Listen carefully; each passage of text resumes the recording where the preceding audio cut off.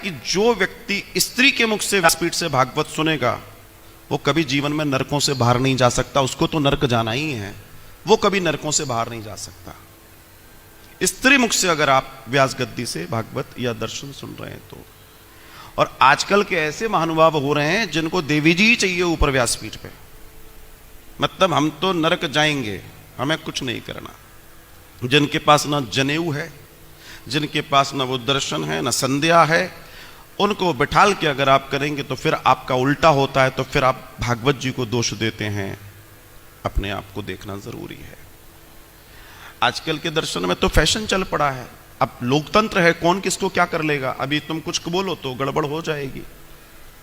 लेकिन अगर आपने ये प्रश्न आया है तो इस प्रश्न का सीधा दर्शन मैं नहीं कहता, आप श्रीमद् भागवतम के महात्म को पढ़िए। इसलिए मैंने पूछा आप में से किस किसने पढ़ा है। उसमें लिखा है स्पष्ट कि बैठना निषेध है, लेकिन पुराण पढ़ना निषेध नहीं है। पुराण पढ़े, शास्त्र पढ़े, गीता पढ़े, रामायण पढ़े, महाभारत पढ़े, सब पढ़ना चाहिए स्त्री को। क्योंकि अगर वो पढ़ेगी नहीं तो अपने संतान को क्या सिखाएगी। अगर स्त्री पढ़ी लिखी नहीं होगी तो वो समाज को कुछ नहीं दे सकती। स्त्री का पढ़ा लिखा होना बहुत जरूरी है, बहुत जरूरी है। स्त्री की पढ़ाई सर्वाधिक जरूरी है, लेकिन जरूरी नहीं कि पढ़ाई करके उसको बेच दिया जाए। आजकल एक होड़ और चल रही है, हम जॉब करेंगे, हमने इतनी पढ़ाई की है, बेकार करेंगे क्या। आदत से मजबूर हूं इसलिए बोल ही देता हूं। स्त्री की पढ़ाई उसके बच्चों के निर्माण के लिए काम आनी चाहिए, ना कि किसी ऑफिस में 8-10 घंटे बेचकर कुछ पैसे के लिए। ध्यान रखना जीवन में, क्योंकि उन नन्हे नन्हे बच्चों का क्या कसूर है जिनकी मां उनसे छूट गई, जिनका प्यार जो उसको टाइम पे मिलना चाहिए था उन बच्चों को नहीं मिला। कल को वो बच्चे जब अपनी जिंदगी जीते हैं तब तुम एकाकी हो जाते हो, फिर बच्चों का दोष बताते हो। जिस मां को मां का पैम्पर नहीं मिला, आया की गोद में जो बच्चा पढ़ेगा वो भला क्या दुनिया में देगा और क्या आपके समाज और आपके परिवार को देगा।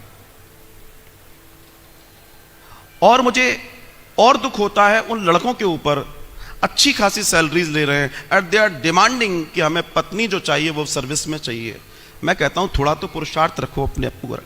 अरे तुम्हें इतनी भी ग्लानि नहीं है कि तुम अपने परिवार को चला सको, चुल्लू भर पानी में डूब के मर जाओ।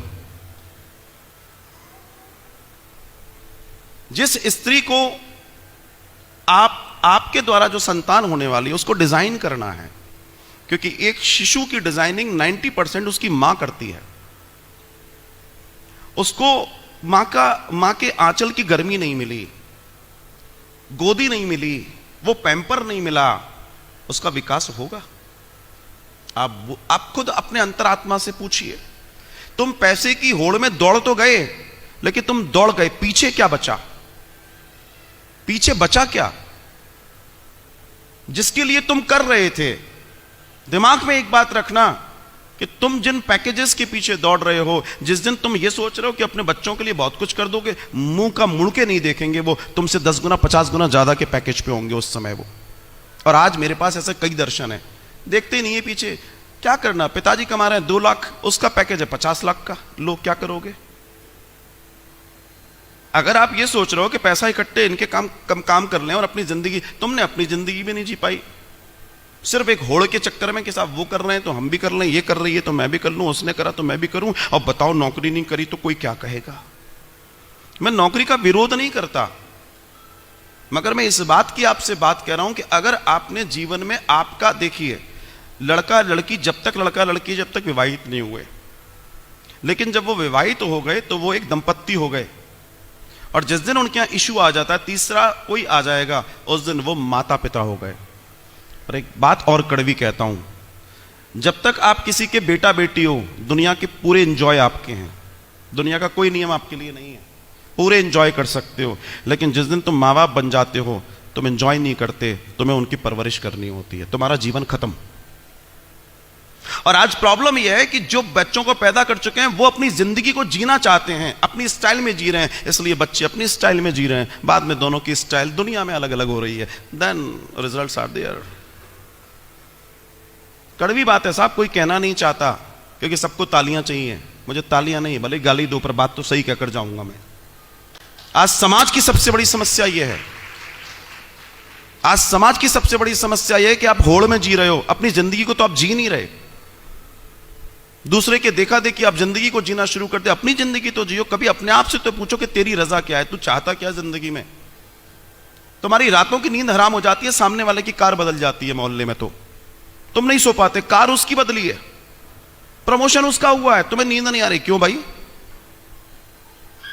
क्योंकि तुम अपनी जिंदगी जीना ही नहीं चाहते। You are just remoting from other side, आपको कोई और रिमोट कर रहा है। उसने कार खरीदी, तुम रिमोट हो गए। आज की तारीख में जिन बच्चों को अपने माता पिता की गोद मिलनी चाहिए थी, वो बच्चे माता पिता के होते हुए भी अनाथ हैं। क्योंकि जो टाइम उसे चाहिए वो टाइम तो कहीं और दे चुकी है वो पैसे के लिए।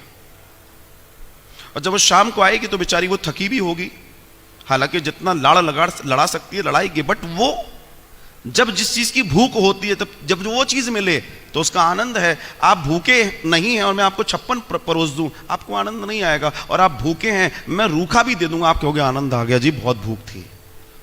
तो जब उसको प्यार चाहिए, जब वो चाहता है कि मां की गोद में बैठूं, दोपहर में 2 बजे उसका मूड हुआ, मां तो उस समय अपने ऑफिस में काम कर रही है।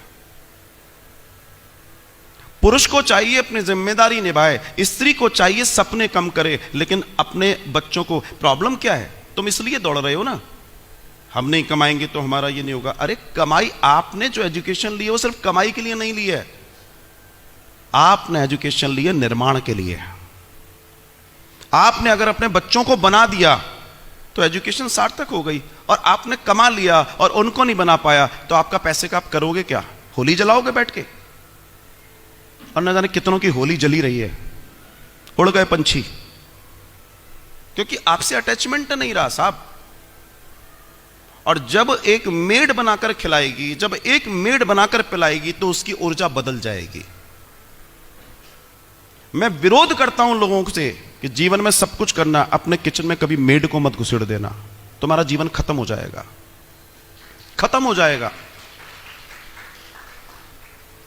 तुम्हारी पूरी प्योरिटी खत्म हो जाएगी। क्यों? क्योंकि उसका अपना दर्शन है,